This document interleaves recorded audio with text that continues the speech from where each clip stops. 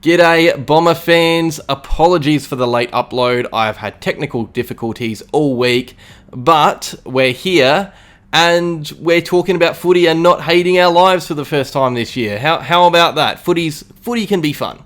It can also be ugly. It was a far from pretty game, but at least we got the win. We needed the response and we got it. We can't be complaining about the nature of the game after what we saw last week. So yeah, good stuff. Win's a win. Before we crack in, remember to leave your votes down in the comments below. 3-2-1 with a role player attached as well. Tough week for it, by the way.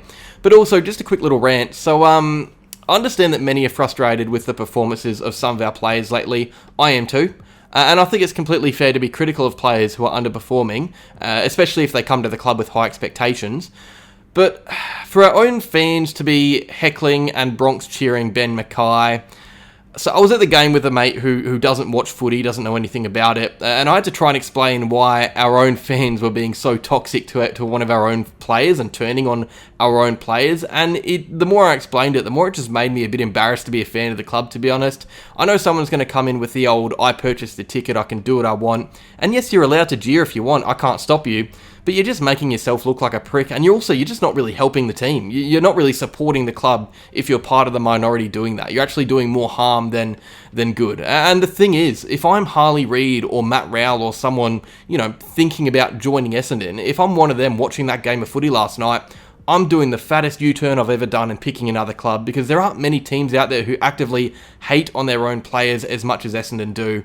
I know not everyone's doing it, but it was a lot of people, and it's just really embarrassing, to be honest. It's enough of that. Let's talk about the game. All right, quarter by quarter recap. The first, we knew we were going to get a response. We knew the boys were going to come out hard. There was always going to be that early response after a hard week, and to be fair, we were really physical. We were closing space, hunting the ball carrier, locking the ball inside 50. The only issue is we were doing that but not scoring. And on the flip side, Port got a couple of entries and Georgiades turns into prime Matthew Lloyd and kills us.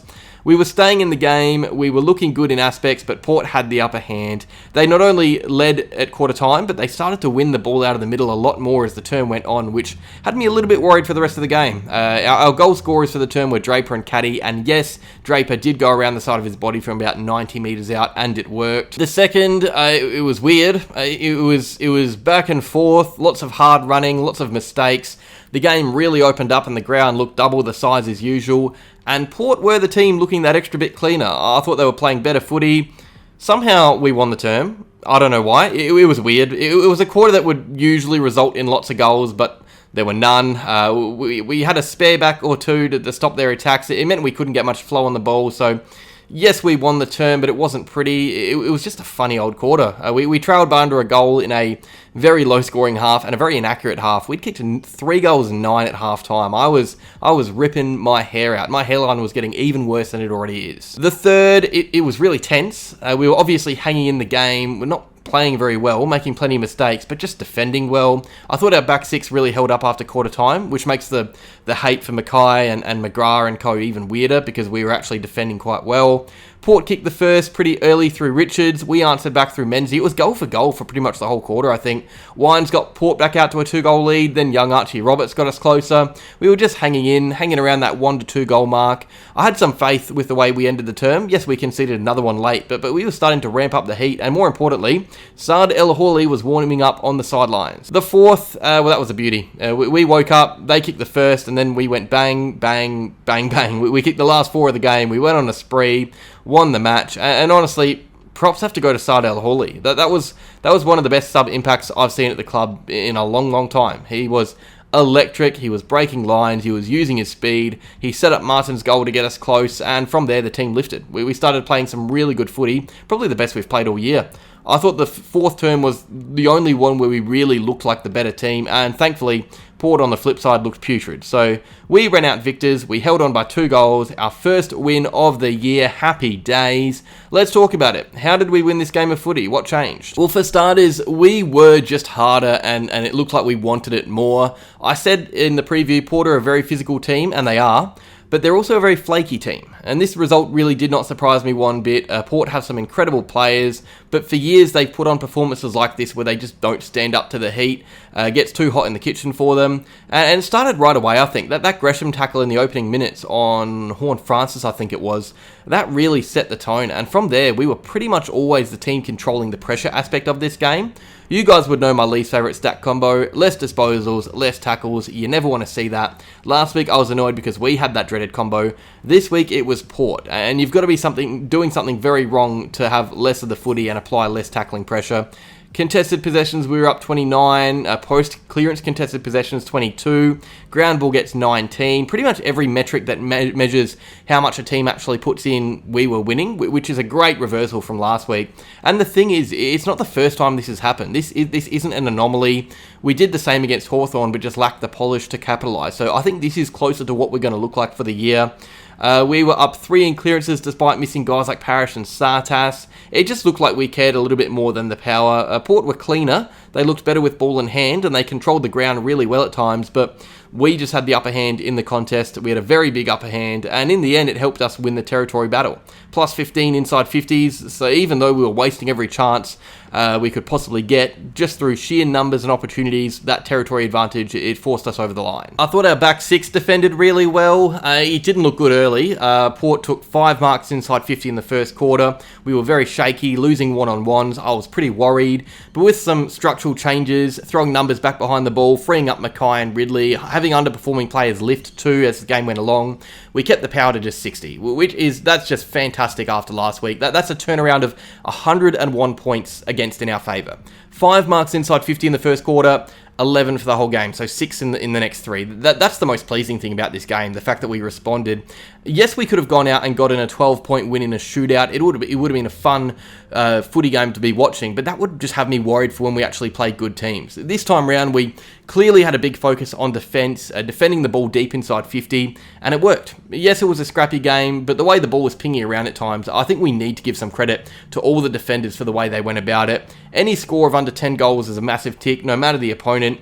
A 12-point win isn't that exciting, but keeping a team down is. So Port just scored 8 goals for the game, and you will look at the points scored, and think, all right, they wasted some chances, but go back and actually watch the position they all came in. Port's expected score, XG, from position was 65 points, so they only failed by a goal from what they were supposed to score from their chances, whereas we were genuinely wasteful. Our expected score was in the 90s, so yeah, we defended well, and you're a silly Billy if you think otherwise. And also, I feel like there was a willingness to defend this time. I really like to see the fact that Port had the top 5 runners in attack on the ground, that is average speed when attacking. We had the top 5 for speed in defence, and those top 5 were Menzies, Jones, Dersma, Martin and El Horley. So our wingers and flankers were putting in so much work to track back and lend a hand in defence, which we saw a few times. As a team as a whole, we were just outworking them in defence. It was pretty clear. And also, just seeing players lift was fantastic. Even in-game, there were players lifting after poor starts. I don't really think anyone had that bad of a game. Last week, pretty much everyone was down. There were plenty of 3s and 4s in the ratings. This week, our senior and junior players were up and about. I thought Shield was so much better, and it came from more midfield minutes. But also, he was progressing the ball forward from the defensive half a lot more. Over 700 metres gained. Hobbs was involved on ground level. He was shocking last week. He outshone guys like Horne-Francis and Rosie with his contested footy this week. I think I gave Gresham and Dersma 3s and 4s last round. They're amongst our best this week. Caddy gets subbed off after a stinker last week, and then he goes on to have a real impact up forward. I thought he was really good. Mason Redmond, how good was Redmond last night? It's so hard to find votes this week because so many players lifted in important times when you needed them, and that just didn't happen for Port. Their senior players went missing, ours lifted. Even the way our defenders responded after that first quarter. Jackson Pryor was shocking early. I was getting ready to have him dropped for that Melbourne game, but by the end of the game, he was so sound and resolute like we know he can be. That should give him so much confidence going into the Melbourne game. I thought he looked at home for once this year. Same with Zach Reed. That is the best I've seen him play ever. Same with Roberts, actually. I think we saw the best games at the club for a few players. And, even Ben Mackay, he was having a stinker in the first half. He goes on to be one of our best intercept players of the game. Little things like that. I didn't even think Mackay was that good, but it's the fact that he wasn't bad, which is promising. All the players that we needed to improve and lend a hand did that, and that is how you instill confidence into a playing group. You get them playing good footy all together. It's going to be really interesting to see what we do come selection for Gather Round, because there's going to be quite a lot of players returning from injury and plenty who are going to be unlucky to miss a spot in the team because most players played well. So what are the negatives? Because this wasn't a perfect game of footy by any means. For starters, we looked like we were trying to lose at times. Our goal kicking and decision making inside 50 was just not good enough. And that's going to be the case for quite a few of our games. It's a very young forward line, so unproven. There's going to be games like this, but yeah, 9 goals, 18 behinds is just poor. And a few out on the full as well, I believe. At least one. Yeah, it was the story of last year a bit, winning territory, not doing anything with it. It's also why we lost to Hawthorn in round 1. So yeah, this is going to be an issue as the year goes along. And I think when Langford and Wright return, if this continues to be a trend, I'll be pretty worried. But as for now, we're very inexperienced up forward. That was the main negative for me. I thought we were still a bit iffy with our usage. We were much better than last week, but still the second best team by foot, I reckon. I thought Port controlled the ground a bit better. They were happy to take time chipping around, opening up the ground, uncontested mark footy. The only issue was they were so poor in the contest. It meant absolutely nothing. It's funny because in recent years, this game probably would have been swapped a bit. It would have been reversed. We chip around and lose the meaningful contests, but in 2025, maybe it's the opposite. Maybe we're trying to be a more competitive and a different team, and I don't mind it. Yeah, look, in the end, it wasn't a great win, but it was a win that was great to get. It was a win we really needed to shut up the haters and just give us some confidence. I knew we weren't going to be horrible. I knew we would respond. I was nervous, especially as the game went to go in Port's favour, but in the end, we were just the better team when it mattered most. Now, I don't think this means as much as it would have meant last year. I really don't rate Port at all, and it's why I tipped the Bombers. 3 from 3, by the way. If you listened to me and put the house on it, you would have 2 houses. Gamble responsibly. But no, it's good. It's good to be happy on a weekend and not talking about how poor we were. There are still somehow negatives and people going on and on and on online. I don't know how some fans are so unhappy all the time. You got see a psychiatrist. I mean, how can you have some? I won't say what I was going to say, but have a joint. I'd said it anyway. I think this should give us a lot of confidence, though, especially because now we've got the bye to rest.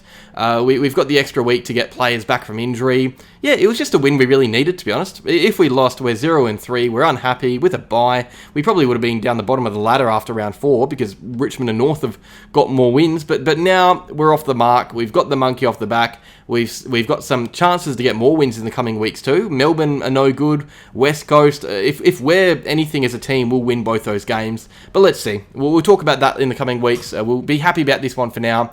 And let's get to the votes. Really tough week for votes. I struggled to split about 6 or 7 players. I hope there's some difference between you and me because there's so many players deserving of love. In the end, I've given one to Xavier Dersma. I thought he was fantastic against his old team. 29 disposals at over 80% efficiency. He had some really important moments. He was probably our best in the final quarter too. 2 votes to Jade Gresham. I thought he was the tone setter. He was playing as that high half forward. He wasn't only getting the footy, 20 touches and a goal, 11 score involvements, but he led the ground for tackles too. His pressure was just immense from the start. But 3 votes to Sam Durham. Speaking of pressure, I just thought his energy in the middle was what gave us the upper hand in the contest. 28 disposals, his fair share of mistakes, but he led the ground for contested possessions. He had the 5 clearances, also led the ground for score involvements too. I thought he was the most important player on the night. I did toy with having Shield and Redmond and Merritt in the votes too. Even young Archie Roberts, I wanted to give him a vote. I thought he was fantastic. That guy's played less than 10 games, but is already having a proper say on how things go. And speaking of, my role player, Zach Reed, that's just what we want to see from him. I thought he was so poor last week. I thought he could have been dropped for Lewis Hayes, but I love the way he responded. He was so good, and he kept Georgiadis quiet after that dominant first quarter. Lots of good players, good young players too. Nick Bryan's another. I really like Nate Caddy. It's just good to see young players stand up when you need them, and that's a good sign for the future. But yeah, that is that. Leave your votes in down below. It's a tough week for it, but that's a good thing for a change. So yeah, cheers for watching, Bomber fans. Sorry about it being late. Like if you enjoyed, subscribe if you're new, and go Bombers.